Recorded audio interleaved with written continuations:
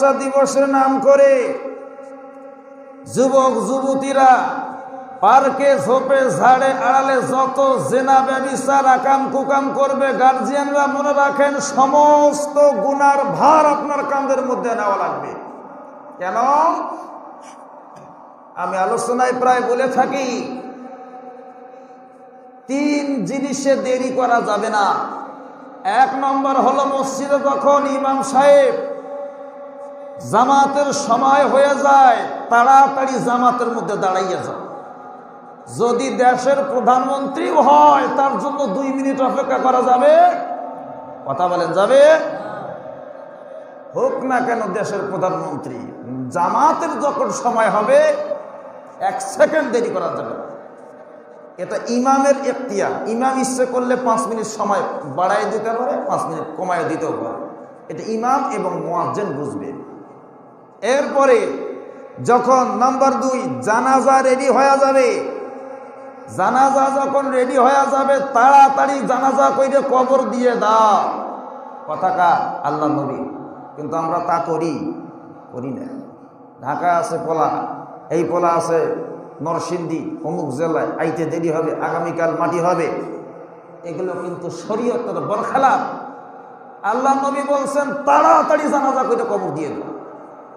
Number 3, ছেলে মেয়ে যদি উপযুক্ত হইয়া যায়, বিবাহের বয়স হইয়া যায়, তাড়াতাড়ি বিবাহ দিয়ে দাও।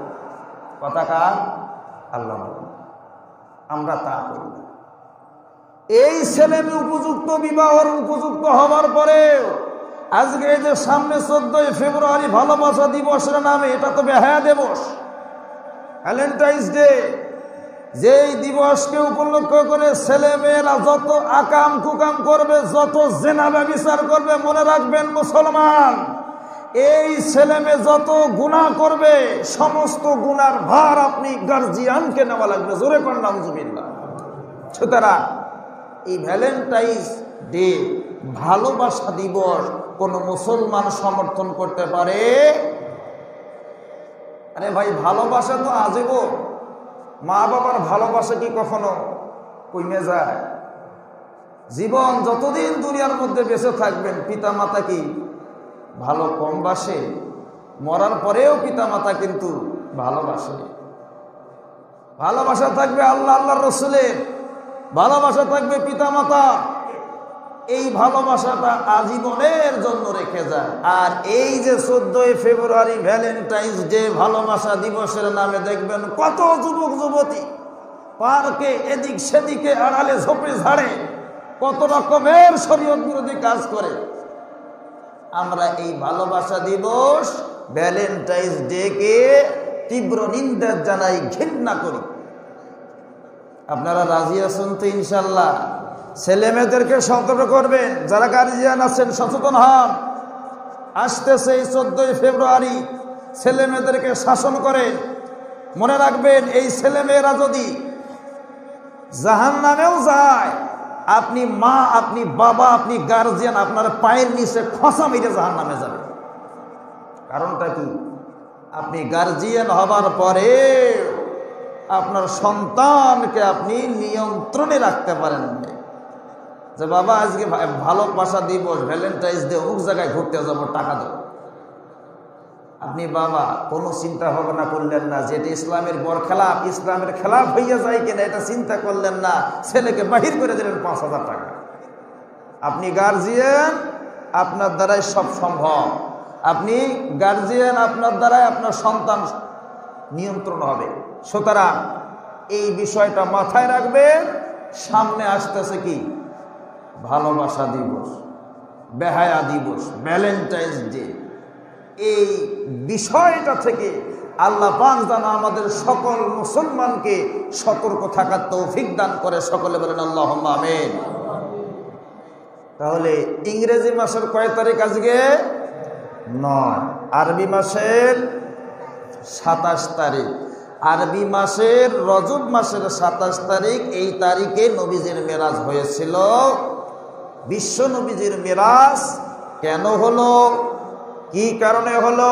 দুনিয়ার মধ্যে 1,24,000 পয়গম্বর, মতান্তরে 2,24,000 পয়গম্বর দুনিয়ার মধ্যে আসছিল, তারাও নবী ছিল, তারাও রসুল ছিল, কিন্তু তাদের জীবনে এই মেরাজের ঘটনাটা ঘটে নাই।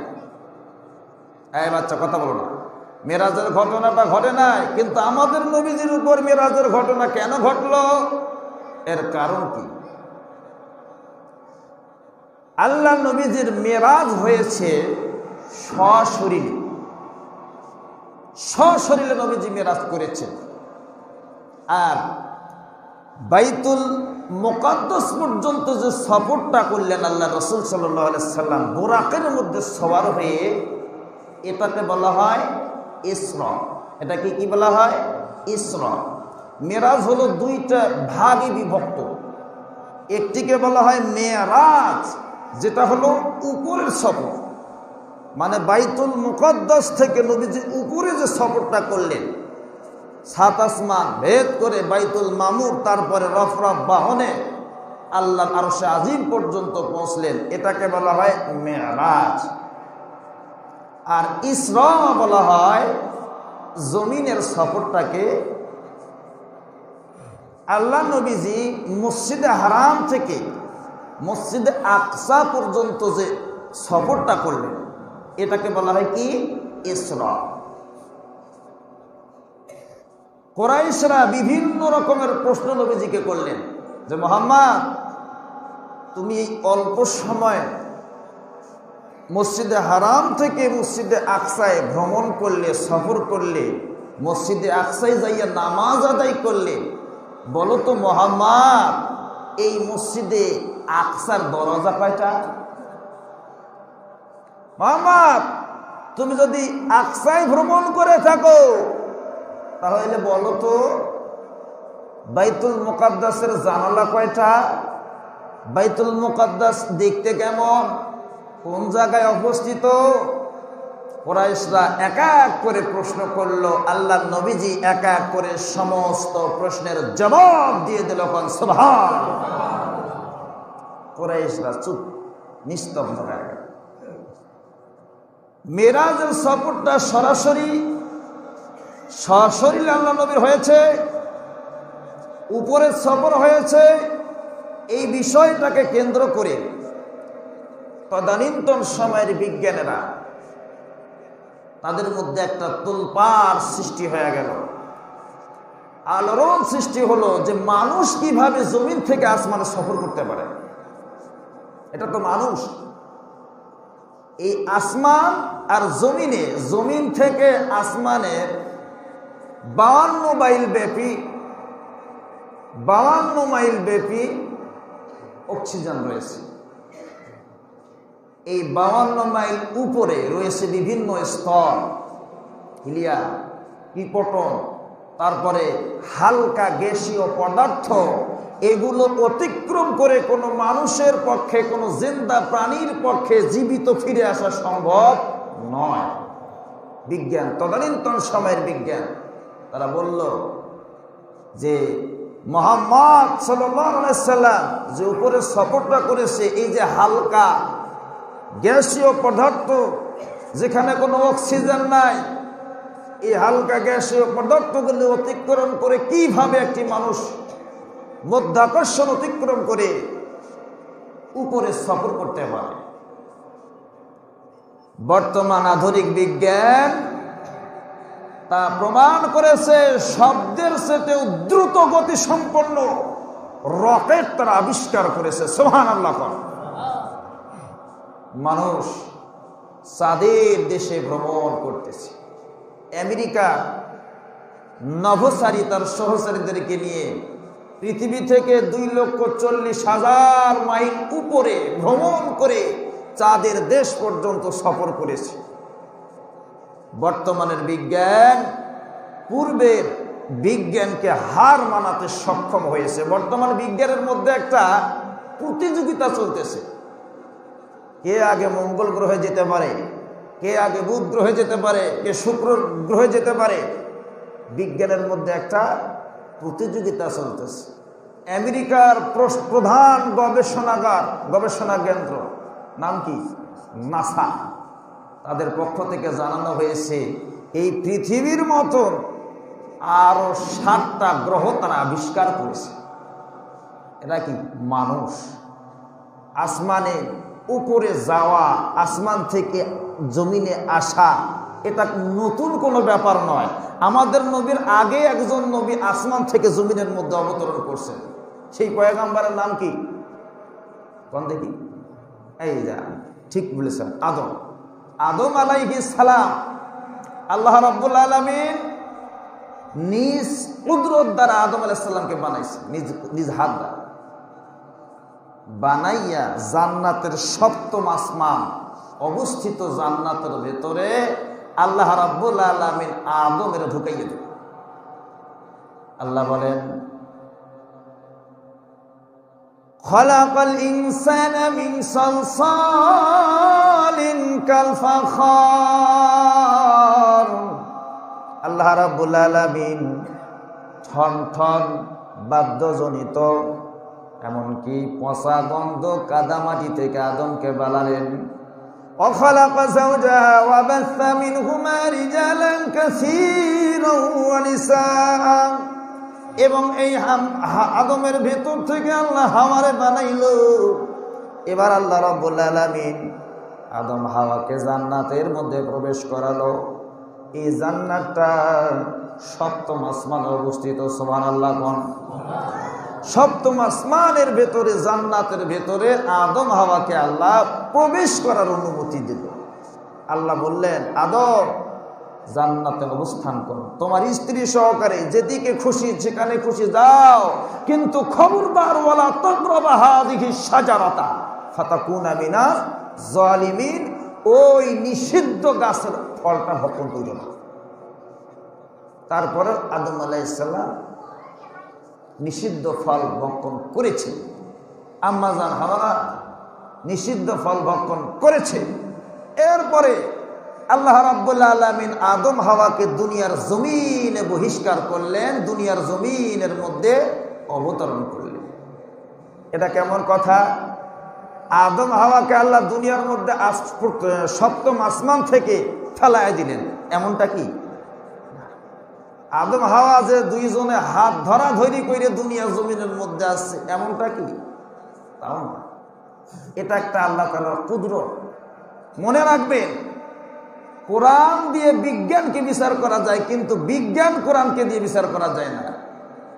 এই যে বিভিন্ন নিত্য নতুন আবিষ্কারগুলি, এরা কিন্তু কোরআন থেকে আবিষ্কার করতেছে। আমরা যতটুকু কোরআন শরীফ পড়ি বা গবেষণা করি, তার সাথে 100 বেশি বেধর্মীরা কোরআনকে নিয়ে গবেষণা করে। মুসলমান আমরা চিন্তা করেন, আদম আলাইহিস সালামকে আল্লাহ রাব্বুল আলামিন দুনিয়ার জমিনের মধ্যে পাঠালেন 7ম আসমান থেকে, জান্নাতের ভেতর থেকে। আম্মা জান হাওয়াকে পাঠালেন 7ম আসমান থেকে, দুনিয়ার জমিন, শ্রীলঙ্কার সিংহল, আর একটা কি জেদ্দা নদীর তীরে। তাহলে প্রমাণ হলো আদম আলাইহিস সালামও একজন কি মানুষ ছিল, আর এই মানুষে আসমান থেকে জমিনের মধ্যে অবতরণ হয়েছে। শুধু তাই নয়, আর একজন পয়গম্বরকে আল্লাহ রাব্বুল আলামিন এই দুনিয়ার জমিন থেকে, আমাদের নবীজির পূর্বে এই দুনিয়ার জমিন থেকে পয়গম্বরকে আসমানে উঠায় নিয়েছেন। এই পয়গম্বরের নাম কি? জোরে বলেন। ঈসা আলাইহিস সালাতু ওয়াস সালামকে ইহুদিরা যখন মারার জন্য, হত্যা করার জন্য প্রস্তুতি গ্রহণ করলেন, এমন সময় আমার আল্লাহ পাক হযরতে ঈসা নবীকে আসমানের উপরে উঠায় নিলেন। সুতরাং প্রমাণ হলো আল্লাহর নবীজির আগেও নবীরা আসমানে গেছেন, আসমান থেকে জমিনে আসছেন। আধুনিক বিজ্ঞান তা স্বীকার করেছে, পূর্বের বিজ্ঞানকে হার মানায়ছে। বর্তমান বিজ্ঞান আসমানে সফর করতেছে, চাঁদের দেশে ভ্রমণ করতেছে, মঙ্গল গ্রহে মানুষ চলে যাচ্ছে। ভাইরা আমার, আল্লাহ রাব্বুল আলামিন দুনিয়ার জমিনে বিশ্ব নবীজিকে সশরীরে মিরাজ করাইলেন। বিজ্ঞানীদের আর একটা প্রশ্ন হলো যে মানুষ ছিল মুহাম্মদ কোনো যান্ত্রিক ইলেকট্রনিক কোনো যানবাহন ছাড়া একা একা কিভাবে সফর করলেন, এটা আমরা বুঝলাম না। বন্ধুগণ আমার, বিজ্ঞান আল্লাহর কুদরতকে বিজ্ঞান দিয়ে ব্যাখ্যা করা যায় না। যদি আগুনের মধ্যে আপনি হাত দেন, আঙ্গুল দেন, কতক্ষণ থাকতে পারবেন? 1 মিনিট, 2 মিনিট, 5 সেকেন্ড পারবেন? আগুনের মধ্যে আঙ্গুল লাগাই দিয়ে 2 সেকেন্ড থাকাও সম্ভব না, কথা ঠিক না? অথচ একজন পয়গম্বর শিশুকালে আগুনের চুলার মধ্যে ছিল, একটা পশম পর্যন্ত পড়া যায় না। এই পয়গম্বরের নাম কি? হযরতে মুসা আলাইহিস সালাম।